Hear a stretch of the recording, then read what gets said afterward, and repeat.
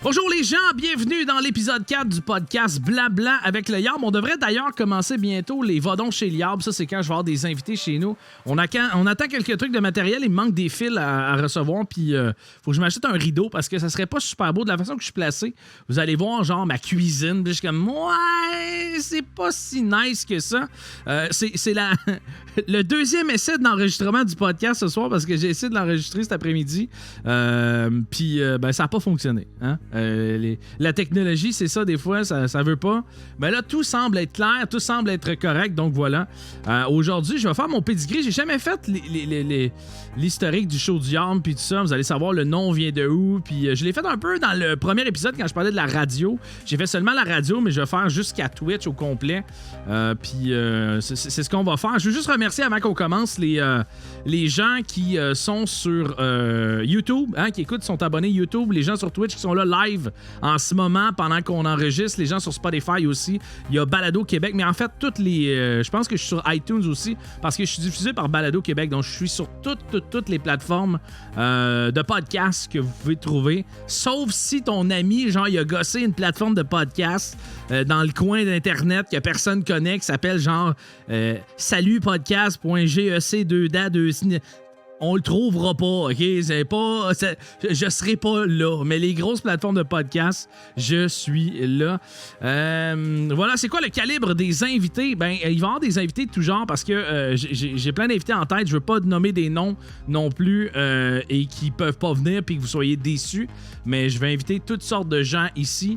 Pour la première, j'aimerais ça avoir un de mes bons amis qui est un gros YouTuber, mais je veux pas en dire plus. Sinon, j'ai un de mes chums aussi qui fait du urbex, donc je vais inviter ça. Puis deuxième partie dans le podcast, c'est vrai, aujourd'hui, je veux parler des gens qui sont les fameux décideurs du bon contenu, tu sais, qui vont venir, exemple, sur ta chaîne et te dire « Ah, ton contenu, c'est de marde » ou « J'aime pas ce que tu fais » et « Qu'est-ce que ça donne de dire ça? » Qu'est-ce que, tu sais, on va en jaser, puis je vais avoir une conversation avec les gens sur Twitch, les gens qui sont ailleurs sur les autres plateformes, vous pouvez vous diriger vers YouTube, puis me laisser votre commentaire, qu'est-ce que vous pensez de ça. Fait qu'on va en jaser aussi ce soir. Inside the podcast. Tu vois, c'est un genre de podcast un peu bilingue. Non, mais je trouvais ça drôle parce que quand je pensais à faire le podcast puis à faire mon pedigree, j'aime pas tant ça parler de moi. Je suis pas quelqu'un qui est très imbu de soi-même. J'aime beaucoup encourager les autres. J'aime beaucoup tu sais, l'esprit de gang. J'ai toujours fait des sports de gang et tout ça.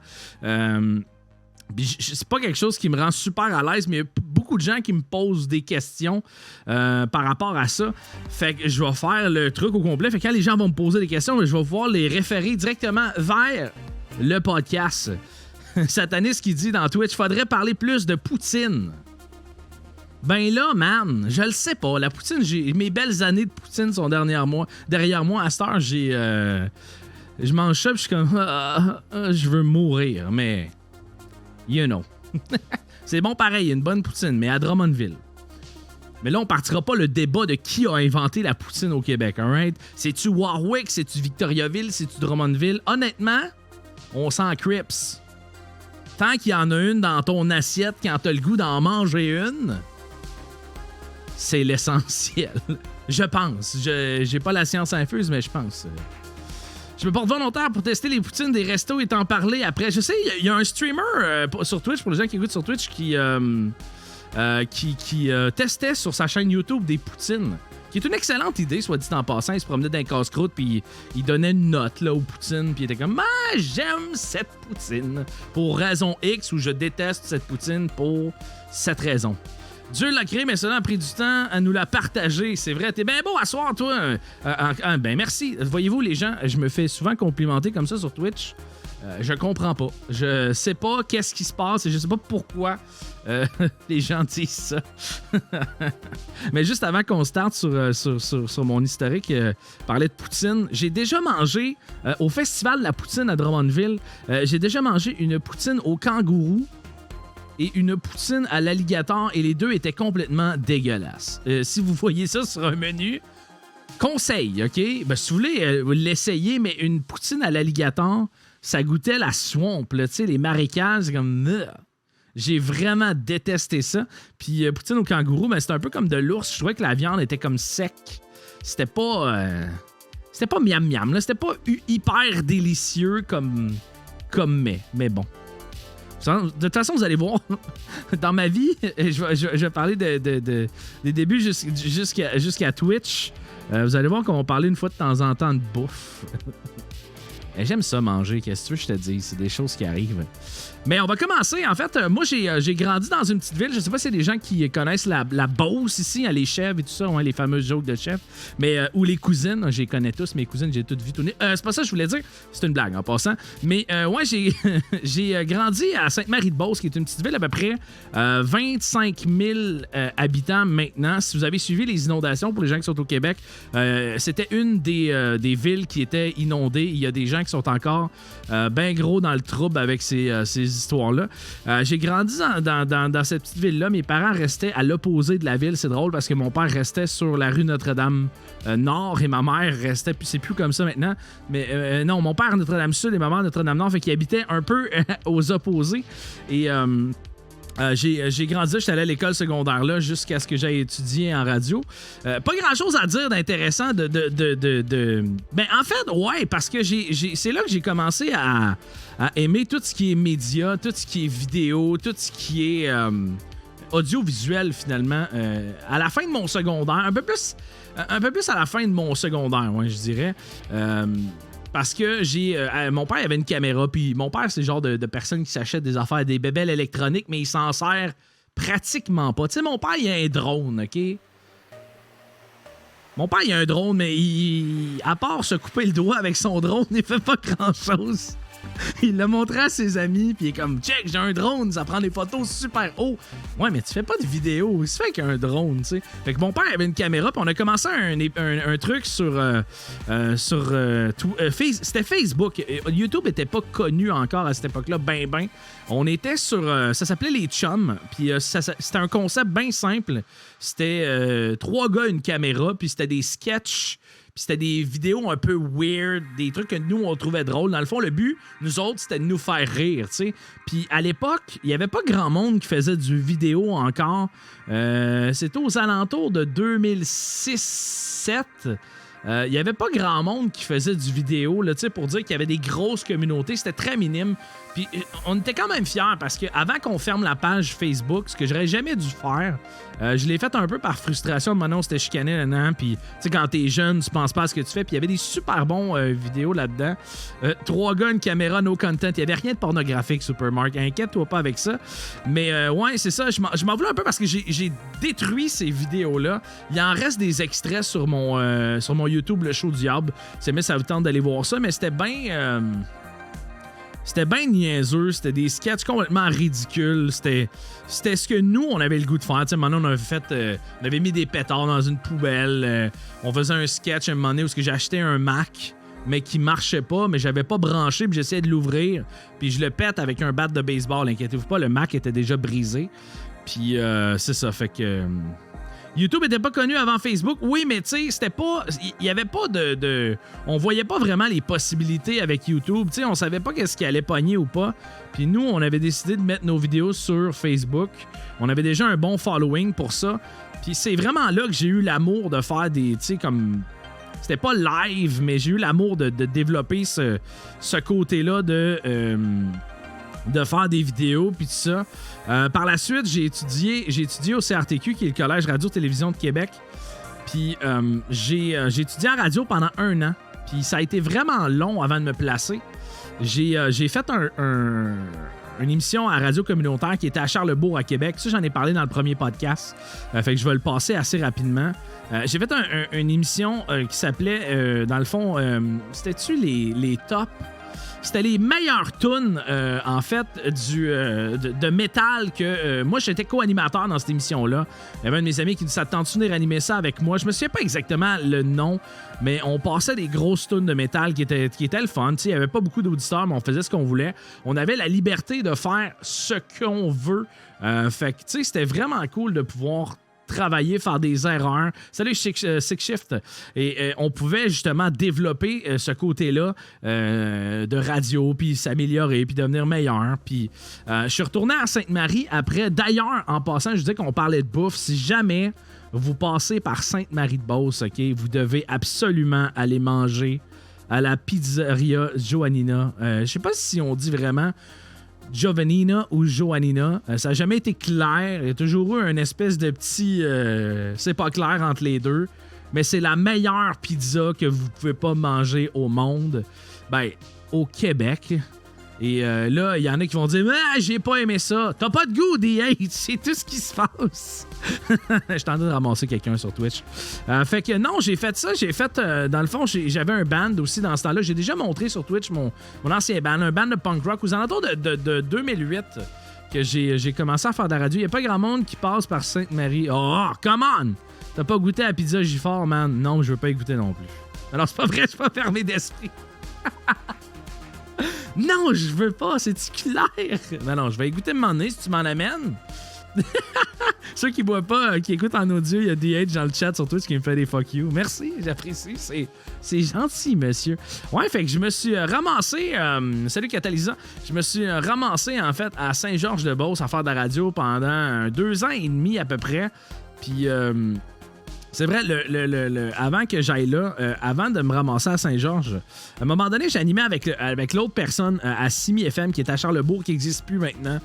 Ça a été garoché en plein de mains de monde, puis ça n'a jamais marché. À un moment donné, on était arrivé pour faire notre émission, la porte est barrée. On appelle le gars qui avait la clé, mais il était trop saoul pour venir ouvrir. Mais il savait qu'il y avait du monde qui faisait une émission, mais le gars était trop saoul pour venir nous ouvrir la porte pour qu'on puisse faire notre show de radio. Fait que le monde qui, tu sais, on n'avait pas beaucoup d'auditeurs. C'était très communautaire, mais les gens qui attendaient après ça, ils ont fait comme Chris. Il n'y a pas de show, ils sont pas là. Il y a pas... non, il se passe rien. C'est vraiment poche pour vrai de... ça arrive souvent en plus, ça arrive une couple de fois, tu sais. Me semble, laisse la porte débarrée, tu sais. Puis finalement, après ça, je me suis ramassé justement là à faire un show qui s'appelait le show du Diable. Puis c'était moi tout seul. J'ai eu des amis à un moment donné qui sont venus une fois de temps en temps. Mais c'était majoritairement moi tout seul. Puis le show du Diable est venu très simplement. On brainstormait pour un nom. Puis j'avais eu... à un moment donné, c'est vraiment con, OK? Ça a rapport avec le gaming, mais sur Xbox, à un moment donné, j'avais fait un random name. Puis c'était le show de je sais pas quoi. Puis j'ai fait, hey, attends un peu. Je vais appeler ça le show. Tu sais, je vais changer le. Je me souviens pas exactement, mais c'était vraiment poche comme nom. Mais c'était le show, je sais pas quoi. Puis j'ai fait le show du Yob. Hey, c'est nice. Puis là, on brainstormait pour un nom à radio pour avoir de quoi de un peu plus champ gauche, là. Et je fais, hey, attends, je vais prendre mon pseudonyme de Xbox, le show du Yob, tu sais, le show infernal. C'était comme un show un peu plus déjanté, on disait des conneries puis tout ça, puis on s'amusait avec ça. Puis on a pris ce nom-là. J'ai fait ça pendant, je sais pas, peut-être 6 mois avant d'aller faire de la production commerciale à Québec à Rythme FM, qui est MFM maintenant, qui a changé. Je me suis ramassé après ça ouais, un petit show de bombe, exactement. C'est ça que je cherchais. On s'est ramassé après ça à Saint-Georges-de-Beauce. J'ai animé encore le show du Diable. Puis merci DH pour le sub sur Twitch. Thanks! Merci, j'apprécie énormément. On s'est ramassé à faire le show du Diable. C'était un show de 6 à 9. Puis j'avais installé à cette époque-là mais pour vrai, les boss, c'était vraiment cool. Je leur disais, hey, j'aimerais ça faire telle affaire. Ça serait malade. J'aimerais ça faire, dans le fond, passer une toune de métal à chaque soir. Mais c'est une radio c'est une radio commerciale. Tu sais, eux autres, c'est un top 40. Là. Ben, les gens m'envoyaient leur demande spéciale de métal. Je la passais. Fait que, tu sais, j'avais le droit à une chanson qui n'était pas dans le catalogue à tous les soirs de passer ça. Puis après ça, dans le fond, j'ai fait une demande. Je trouvais qu'il manquait... Puis tu sais, j'avais rien à faire à ce temps-là. J'avais comme 24, 23, 24 ans, puis j'avais rien à faire. Qu'est-ce que tu jouais comme gros métal? Ben écoute, je jouais du Kill Switch, je jouais, tu sais, des tunes qui bûchaient pas mal. Tu sais, c'était vraiment intense. Puis après ça, j'ai dit, ça serait cool d'avoir un show la nuit, une fois par semaine, tu sais, de genre minuit à 3. Ou est-ce que c'est un peu plus trash, ou est-ce que je peux plus faire ce que je veux? J'étais déjà assez trash, là. Puis ça s'appelait le chiffre de nuit. Puis c'était des gens, surtout qui travaillaient la nuit, qui m'appelaient. Puis c'était vraiment le fun parce qu'il y avait une belle interaction. Le fameux cahier, ben c'est pas vraiment un cahier de chansons, mais c'est le catalogue musical d'un top 40. Là. Tu sais, c'est les tunes les plus populaires, les 40 meilleures tunes avec une couple de classiques qui sont ajoutés là-dedans. On dit un cahier musical, mais c'est plus que la station de radio garde un focus sur OK, nous, on joue ce genre-là majoritairement. Puis c'est pas mal ça, là, mais il n'y a pas vraiment un vrai cahier là, qui est tenu. Là. Mais non, mais c'est correct que tu poses des questions en même temps. Les gens qui sont... C'est Joe Robinet qui pose ça dans le podcast. Tous les radios jouent la même genre. Oh, oui puis non, oui puis non. Fait tellement longtemps que j'ai... c'est DH qui dit ça sur Twitch que j'ai ça. Ben j'ai gardé, là, pas de problème, nulle part mon user. Ah ouais, je sais pas de quoi tu parles. Changement de sujet. Mais ouais, fait que j'ai fait le chiffre de nuit. J'avais des chums qui venaient, c'était assez trash. Puis j'ai animé après ça en soir, le soir, la semaine. Au début, le show s'appelait le show du diable. On a changé ça pour le meilleur show au monde. Aucunement prétentieux. Mais je suis tellement allé loin dans cette radio-là. J'ai tellement poussé ma loc que ça m'a permis justement de savoir la ligne était où de ce que j'avais le droit, parce que j'avais pas le droit de faire. Puis à un moment donné, c'est là la première place. C'est mon premier tatouage. Je l'ai fait en ondes dans cette station de radio-là. C'est mon tatou qui est juste ici sur mon avant-bras. Je l'ai fait. J'avais aucun tatouage, là. J'avais zéro tatouage. Puis j'ai fait, hey, tu sais quoi? Je me fais tatouer en ondes pendant tout mon show. Les gens vont pouvoir suivre ça en direct. Puis, tu sais, à chaque fois que je parlais, on entendait le truc. C'était vraiment, vraiment cool comme concept. Mais c'est pas tant le fun de se faire tatouer quand t'es live. Parce que, tu sais, pas que ça fait super mal un tatouage, mais c'était pas plaisant tant que ça à vivre.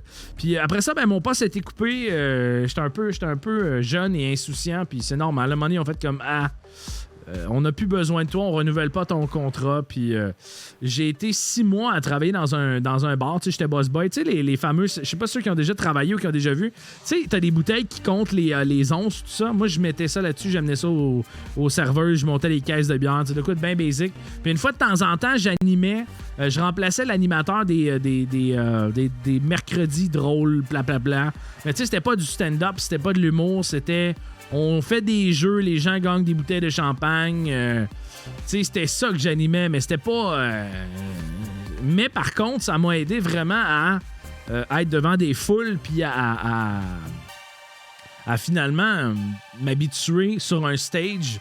Parce que ce qui est le plus important, c'est justement ça, quand tu fais du stand-up, c'est de t'habituer à être devant les gens, puis après ça, ben, tu travailles ton côté drôle et tout ça. Ben, selon moi, là, j'ai pas la science infuse, puis je pense que le parcours est différent pour tout le monde.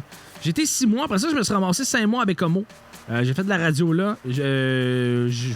J'ai pas grand-chose à dire sur Bécomo, ça a été super rapide. C'était les 5 mois les plus longs de ma vie, that's it.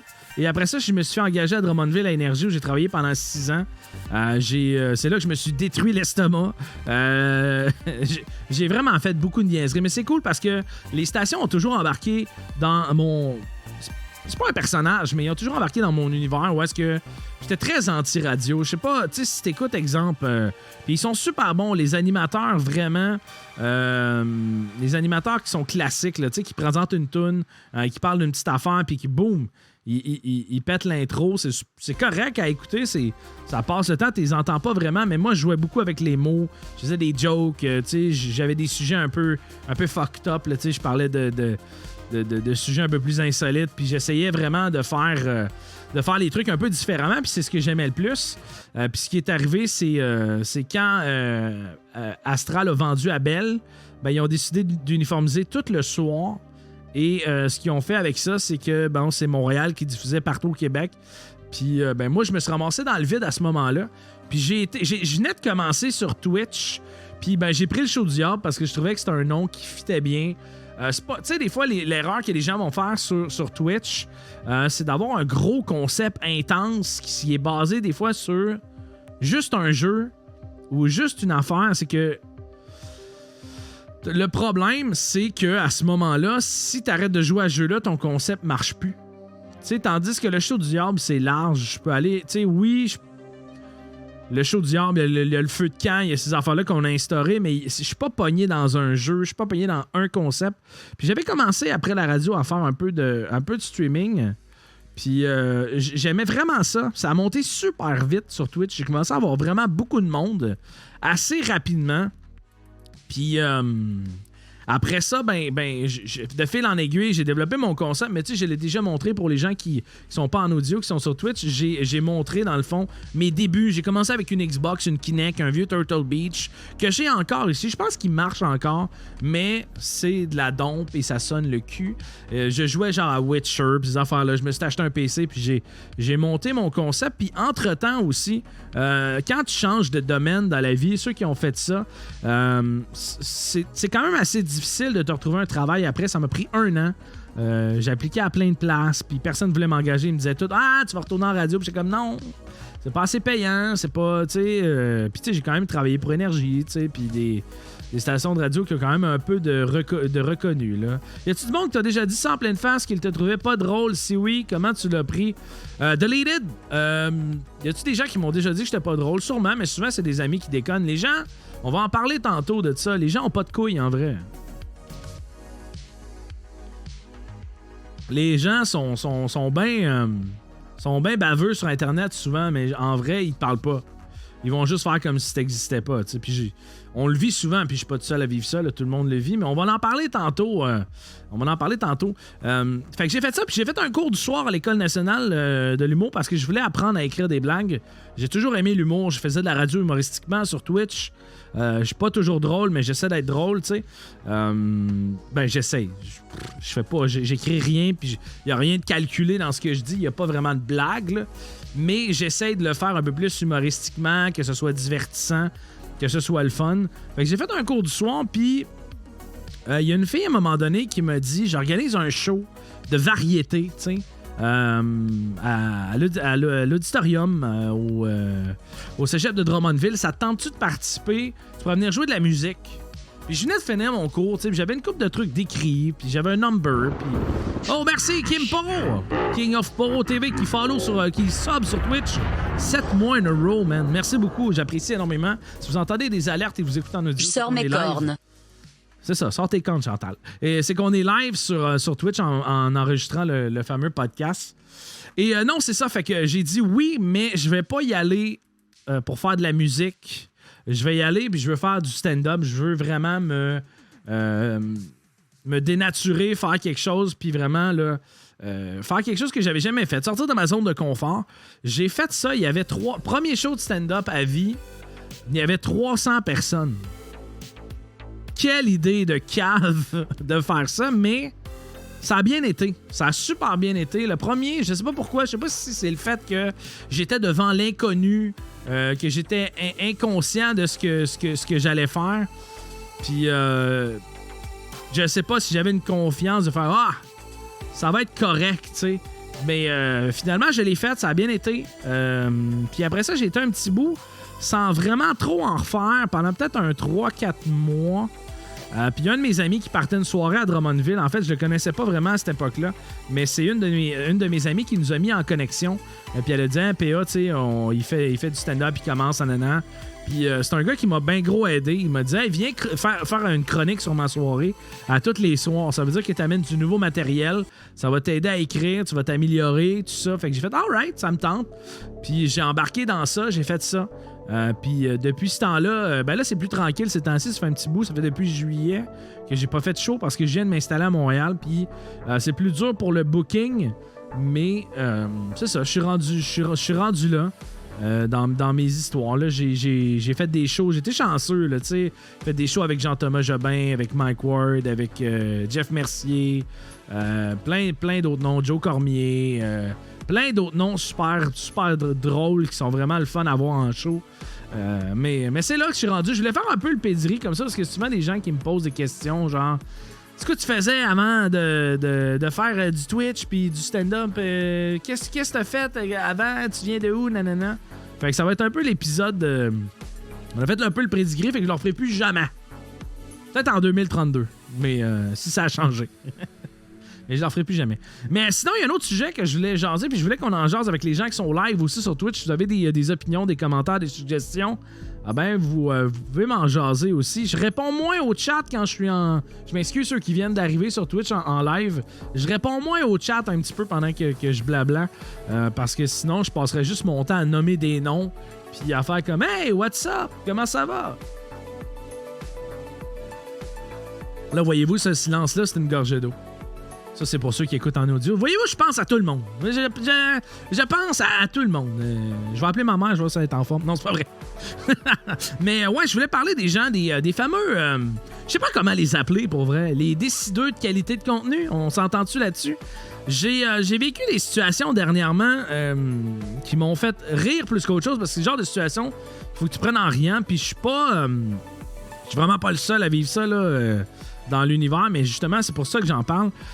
On dirait qu'il y a des gens qui ont la science infuse de ce qui est du mauvais et du bon contenu, et ils vont venir faire exprès pour te le rappeler ou pour te dire, je sais pas, hey, ton contenu, moi j'aime pas ça, c'est de la merde, tu devrais pas, exemple, parce que moi, je suis partenaire Twitch, qui a aucune vraiment incidence dans ma vie, là.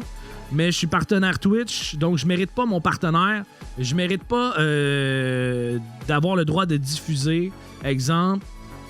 Je comprends pas ces gens-là. Si t'aimes pas quelque chose dans la vie, me semble que tu passes go puis tu réclames 200$ puis tu sacs ton camp. Là, je veux dire, moi personnellement, okay, c'est mon avis à moi, mais moi si j'aime pas quelque chose, j'irai pas voir la personne puis dire hey, excuse-moi, je voulais juste te dire, tu sais, ton contenu là, moi je trouve personnellement que c'est de la crise de marde, tu sais. C'est comme si j'allais faire un tour chez IGA, OK? Puis, je restais à côté des raisins verts, là, puis là, je disais au monde, hey, mange pas ça des raisins verts, j'aime pas ça, moi, je trouve que ça goûte la crise de marde. T'as pas le droit. je comprends pas, tu sais, moi, dans la vie, je trouve que c'est créer des conflits pour rien que d'aller exemple, sur un channel YouTube ou d'aller sur un Facebook ou d'aller écrire, ah, moi, j'aime vraiment pas ça, ce que tu fais. Tu mérites pas de faire ça, tu devrais juste fermer ta gueule puis faire tes affaires. Man! Qu'est-ce que tu fais dans la vie, toi, pour dire à quelqu'un qui n'a pas le droit d'exercer sa passion, exemple? Hey, ça va pas faire du skate, t'es pas de faire un ollie. Je veux dire, moi, je veux pas que t'en fasses. Ça leur fait du bien de faire chier les autres. Ouais, j'ai l'impression que c'est comme une espèce de haine intérieure de gens pas heureux qui ont besoin de s'affirmer et de dire ah, moi, je suis pas d'accord avec toi. Mais t'as le droit de pas être d'accord avec moi, puis je respecte ton opinion. Mais si je veux faire ce que je suis en train de faire en ce moment, je vais le faire. Tu comprends? C'est la moindre des choses. Si je décide que je veux devenir je sais pas, moi, un prof de nage sur le dos à relais, j'ai le droit de peut-être vouloir avoir une aspiration de faire ça, là. Ben oui, c'est vrai que c'est plus facile derrière un écran. C'est que Chef qui écrit ça sur le chat Twitch. C'est vrai que c'est plus facile derrière un écran. Les gens dans la vraie vie, on en parlait un peu tantôt avant que je finisse. Prof de combat, ouais, de Zumba. Ouais, ça serait bon ça, le show diable, prof de Zumba. Merci Master Terrio. Salut Zoom Chips. Mais c'est ça, tu sais, les gens vont te l'écrire souvent sur YouTube, sur Twitch, sur Facebook, whatever, mais ils croisent en vrai. Puis là, ils vont être comme... Ah non, il n'existe pas, et puis ils vont s'en aller, tu sais. Je l'ai vécu. Il y a quelqu'un qui m'a dit ouais, telle personne demandait si t'étais fâché après parce qu'elle t'avait un peu écorché sur Twitter, nanana. Puis j'ai fait comme ben non, je m'en fous, tu sais. Puis la personne il a répondu, tu sais, il fait des jokes dans la vie, là, fait qu'il comprend que tu niaises, mais la personne était pas capable d'assumer ses dires en vrai, puis venir faire comme hey, salut, ça va, tu sais. Les gens se sauvent, les gens ont peur, les gens sont un peu moumounes là-dessus. Mais c'est la vie. Faut pas, tu sais, si jamais ça vous arrive, découragez-vous pas. Moi, je rentre ça dans la catégorie troll, surtout des gens qui ont pas de vie. Il faut pas s'arrêter à ces gens-là. Il faut continuer à faire ce qu'on aime.